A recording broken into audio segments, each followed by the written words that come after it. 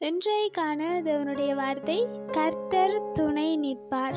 2 நாளாகமும் 19ஆம் அதிகாரம் 11ஆம் வசனம் சொல்லுது, நீங்கள் திடமனதாயிருந்து காரியத்தை நடத்துங்கள், உத்தமனுக்கு கர்த்தர் துணை என்றார்.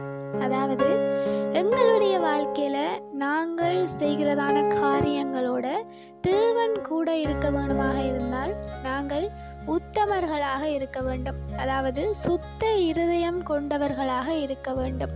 எந்த ஒரு பொறாமையோ எரிச்சலோ கோபமோ இல்லாமல் தேவனை போல சுத்தமான இருதயம் உடையவர்களாக இருப்போமாக இருந்தால் தேவன் எங்களோடு கூட இருப்பார், எங்களுடைய காரியங்களோடு கூட இருப்பார். நாங்கள் செய்கிறதான ஒவ்வொரு காரியமும் ஜெயமாய் முடியும்.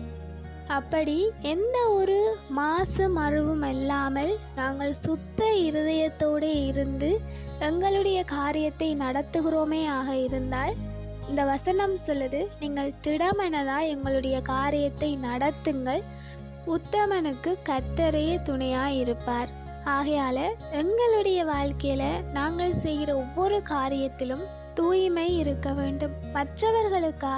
மற்றவர்களுக்கு முன்பாக எங்களை உயர்வாக காட்ட வேண்டும் என்று சொல்லியோ அல்லது மற்றவர்களுக்கு முன்பாக எங்களை நாங்கள் பெருமைப்படுத்தி கொண்டோ எந்த ஒரு காரியத்தையும் நாங்கள் செய்யக்கூடாது.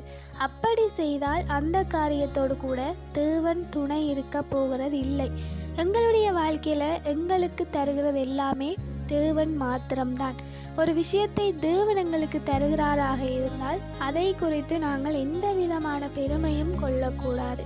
தேவனுக்கு முன்பாக சுத்த இருதயத்தோடு உத்தமர்களாக இருந்து எங்களுடைய காரியத்தை தேவனுடைய பாதத்தில் வைத்து நாங்கள் ஆரம்பிக்கிறோமாக இருந்தால் திடமனதாக இருந்து காரியத்தை நடத்தலாம். தேவனே எங்களுக்கு துணையாக இருப்பார். Have a hopeful day.